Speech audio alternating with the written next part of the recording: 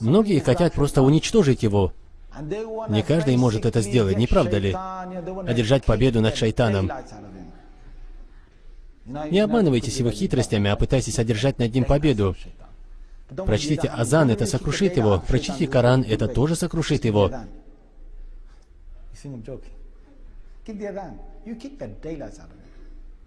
Идите и совершите намаз, и вы победитель.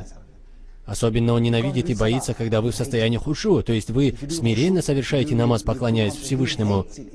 Мы часто говорим, у нас не получается поклонение, все из-за этого шайтана. Это он, Иблис, во всем виноват.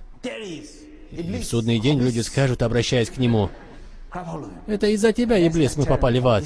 Иблис очень коварный, но все его коварство в полной мере проявится в судный день.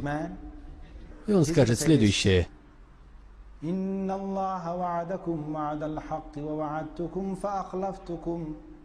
Аллах дал вам обещание, и я дал вам обещание. Аллах пообещал вам Коран, а я пообещал вам, что буду нашептывать вам разные вещи. Аллах пообещал вам рай за благие дела, а я говорил вам, не стоит об этом беспокоиться. Живите и наслаждайтесь земной жизнью.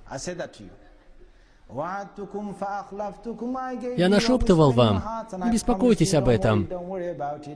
Вы не слушали Аллаха, а слушали меня.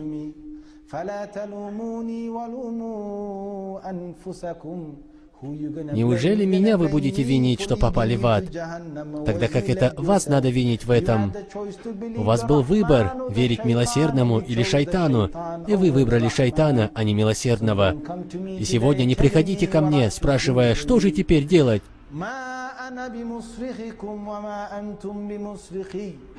Вы не можете сегодня меня спасти, а я не могу сегодня спасти вас. Я не могу прийти к вам на помощь сегодня, а вы не можете прийти мне на помощь. Понимаете, на том свете все станет явным. А главная цель шайтана — увлечь как можно больше людей в ад. И знаете, какое самое большое ухищрение?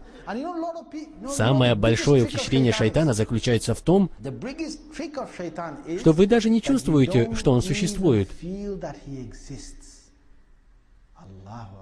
Многие мусульмане вовсе не думают о шайтане. Но сейчас я хочу, чтобы вы представили себе своего шайтана. Он ваш враг, и он постоянно с вами. Я хочу, чтобы вы максимально четко себе это представили. Не думайте, конечно, об этом слишком много, а то потом еще привидится всякое, и вы будете говорить: «Да, я вижу дьявола». Я лишь хочу, чтобы вы осознали очень важный момент. Посланник Аллаха, саллиллаху алейхи вассаляма, сказал: у каждого человека есть ангел и шайтан. Ангел подталкивает вас на хорошие дела, а шайтан на плохие. И находясь в этом мире, в этой жизни, готовясь совершить что-либо, прислушайтесь к своему сердцу. С каким намерением вы это делаете? Кого вы слушаетесь, ангела или шайтана?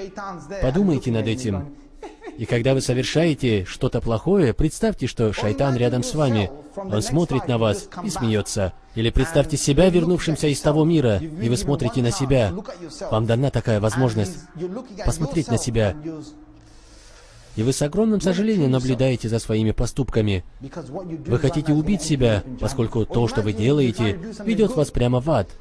Или представьте себе, как вы намереваетесь совершить что-то хорошее, и чувствуете, как тяжело вам это сделать. Представьте, вы вернулись с того света, оказались в этом мире и смотрите на себя, говоря: «Пожалуйста, не отказывайтесь от этого доброго дела, соверши его. Ты даже не представляешь себе, какая награда за это ждет». В этой жизни мы не можем себе представить весь тот ущерб, который мы причиняем сами себе. Всевышний Аллах говорит: ни один человек не знает, какие услады для глаз сокрыты для них. Не впадайте в крайности, не допускайте этого, говоря себе: Аллах поведал нам о гурьях, интересно, как они выглядят?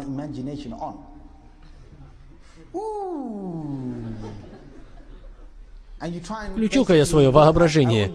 И вы смотрите на красивых женщин. О, какая красивая женщина! Интересно, гурии в раю будут такими же красивыми или красивее, чем она? Не впадайте в такую крайность, хорошо? Потому что гурии и в самом деле упоминаются в описаниях рая. Но вы должны вести себя достойно. И постоянно держите в памяти своего врага, шайтана. Опасайтесь хитрости с его стороны.